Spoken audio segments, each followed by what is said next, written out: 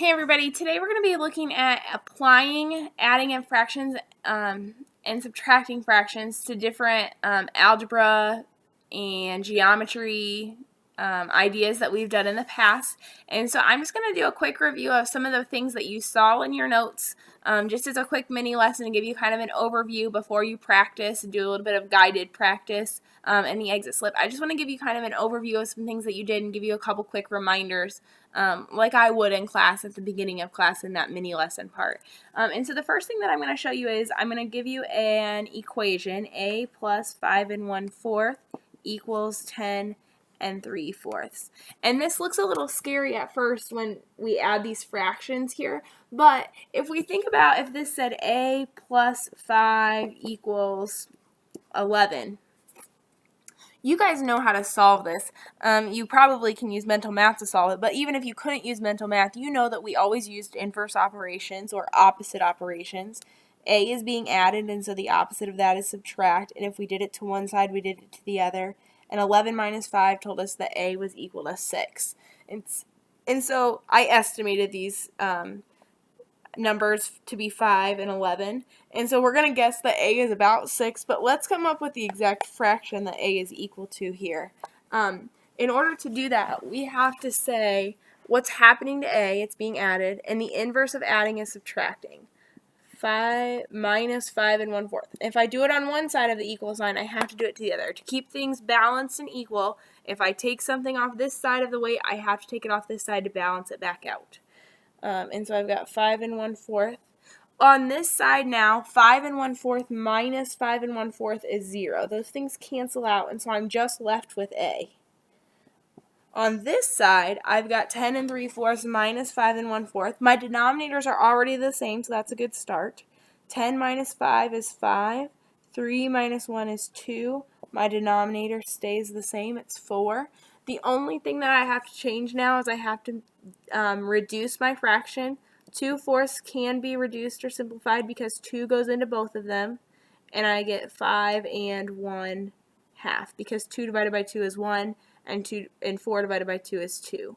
And so A is equal to 5 1/2. I can always double check myself by plugging that back in up here. Is 5 1/2 plus 5 1/4 equal to 10 3/4? And if we did the math, it would come out to be that way. Even using our estimating skills, we said A was going to be about 6, and we can see here that 5 1/2 is about 6, and so we know that our answer seems reasonable and makes sense. So we're going to be taking that idea of equations that we learned a long time ago with the idea of fractions, adding and subtracting fractions, and we're going to combine the two today by solving equations with adding and subtracting fractions for the missing variable. So we're going to do one more here together with me. I've got B minus 1 1/2 equals 8 1/8. Here's our problem. So I'm asking myself, what's happening to B right now? B is subtracting 1 1/2. What's the inverse of subtracting 1 1/2? It's adding 1 1/2. And if I do it on one side of the equal sign, I have to do it to the other to keep things balanced. So I'm going to add 1 1/2 on both sides. On this side, negative 1 1/2, because that's how we're going to read this right now. This minus 1 1/2 and plus 1 1/2, those cancel out to be 0, so I'm left with just B on this side. On this side, I've got 8 1/8 plus 1 1/2. Before I can add fractions, I have to create a common denominator. And so I'm going to create a common denominator of 8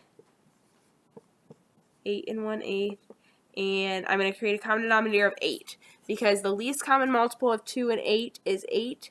So the smallest number they'll both go into is 8. And so I have 1 times 4 is 4, and 2 times 4 is 8. And so I have 8 1/8 plus 1 4/8. When I add those two things together, 8 plus 1, I get 9. Oop, and I'm sorry, that's backwards. I'm writing upside down.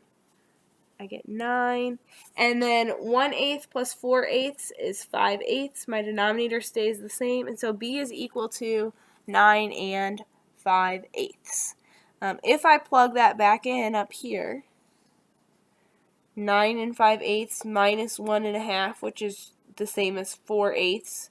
We do get 8 and 1/8, and so my answer checks. It makes sense that B is equal to 9 and 5/8. So again, when we're using fractions and solving equations, we're still just using inverse operations. Adding and subtracting are opposite of each other. We still need to make common denominators when we add and subtract, so we create a common denominator using the least common multiple. And then we solve for the missing variable at the end. We can plug it in if we need to check to make sure that our answer makes sense and that it does match the equation. Another thing we looked at with adding and subtracting was using order of operations with adding and subtracting. And so order of operations, the silly saying that we talked about in class was, please excuse my dear Aunt Sally. So I'm just going to write, please excuse my dear Aunt Sally. Are there any parentheses in this example that I just wrote? 7 1/2 minus 3 1/3 plus 4 1/6. No. Are there any exponents? No. Is there multiplying and dividing? No. So it's a pretty simple order of operations, but what we have to remember is that we add and subtract from left to right. And so in this case, I have to ask myself, am I adding or subtracting first? What am I doing first?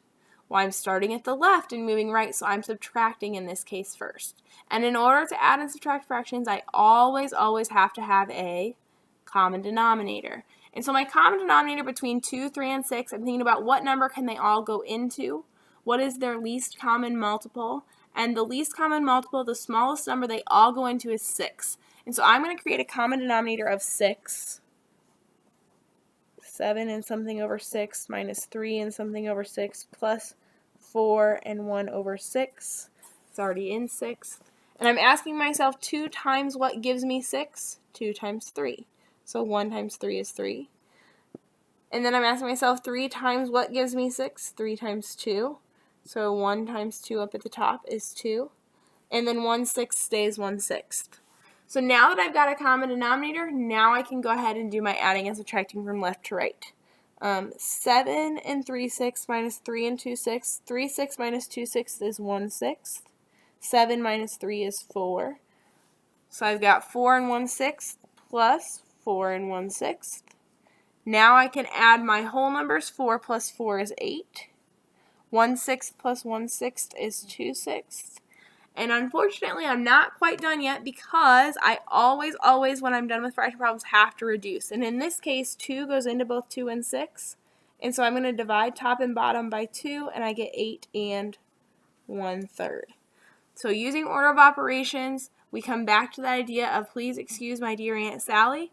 And the biggest thing that I want to stress to you today is that when we add and subtract, we always go from left to right in order of operation problems. We've got 2 more skills we're going to look at. The next one is perimeter. I'm going to give you the perimeter of a shape. If I have a goofy looking quadrilateral here, one side is 2 and 1/6, one side is 3 and 5/6, another side is 2 and 1/3, and another side is, I'm going to label it with an M. It's our missing side. We're not sure what that side is. If I told you that the perimeter of this shape was 11 and 5/12 and asked you to find the missing side length, could you? I want you to think about that.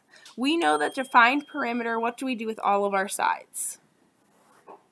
Hopefully you're telling yourself you add up all your sides. And so I'm going to add up all my sides. 2 and 1/6 plus 3 and 5/6 plus 2 and 1/3 plus this M, which we don't know, is equal to our perimeter. Our total perimeter is 11 and 5/12.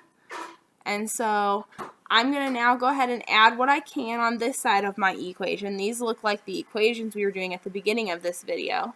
5 and 1/6 plus, or 2 and 1/6 plus 3 and 5/6 is 5 and 6/6. Now we know that 5 and 6/6, this 6/6 is equal to a whole. That's actually equal to 6 wholes, so I'm going to change that to be 6 plus 2 and 1/3 plus M equals 11 and 5/12. Now 6 plus 2 1/3 is 8 1/3. And at this point, you should see an equation that looks really similar to what we did at the very, very beginning of today's lesson.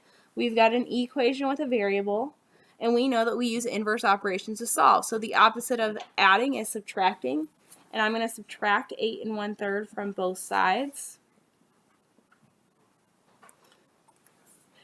8 1/3 minus 8 1/3 is 0. Those cancel out. 11 5/12 minus 8 1/3, we have to make a common denominator.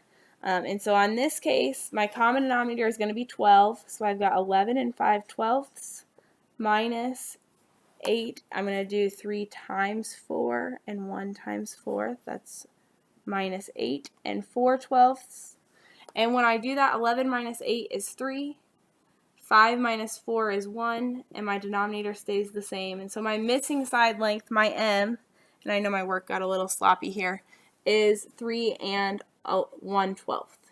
And when we think about does that make sense, this is what's about 4, about 2, about 2. 2 plus 2 is 4, plus 4 is 8. This would be about 3, that's about 11, and our whole perimeter was 11. So our answer seems reasonable and makes sense that our missing side length is 3 1/12. The last problem we're going to do in this video is your mom is throwing a birthday party, and she's going to make some treats. She's going to make cupcakes, and she needs 1 1/2 cups of flour for the cupcakes. She's making cookies, and she needs 2 1/4 cup of flour for the cookies. And she's also going to make homemade pizza, and for the dough, she's going to need 2/3 cup of flour. And so she needs flour for cookies, cupcakes, and pizza. She needs all these amounts, and she needs to know how much she needs to buy at the store. And so in order to find out how much she needs all together is a key word for adding. We're going to add those 3 amounts together. And in order to add fractions, we must create a common denominator. So now I'm looking at 2, 4, and 3. What is my common denominator there?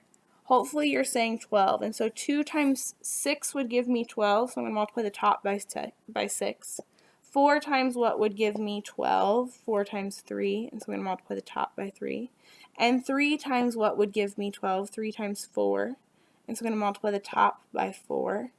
And so I've got 8/12, 3/12, and 6/12. I'm going to add in my whole numbers 1 and 2. And then we can go ahead and add straight down. So 6 plus 3 is 9, plus 8 is 17/12. And then 1 plus 2 is 3. And I've got 3 17/12 cup. Now, this answer, we're looking at it going, hold on a second, this fraction, what do we call it when the top number is bigger than the bottom number? We call that an improper fraction, and so we have to undo that. We have to rename this fraction. We have to say, well, 12 can go into 17 once, and so we're going to add 1 whole to 3 and make it 4. We're going to take 12/12 out of 17, and we're left with 5/12.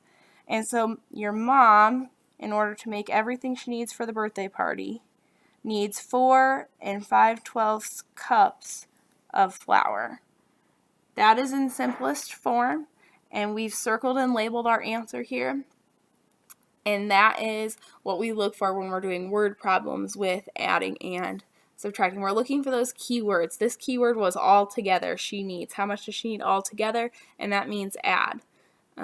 How much more or take away are keywords for subtracting when you're doing those words. As you go through today's lesson, your key word today is party. So if you come back and I ask you for the code word, your code word today is party. Think about the birthday party problem that we did at the end today. So 5-letter word, P-A-R-T-Y. At the end of the lesson, I may ask you for a code word. If you're listening at this point, you'll know what that is when you get to that point. Thanks, guys.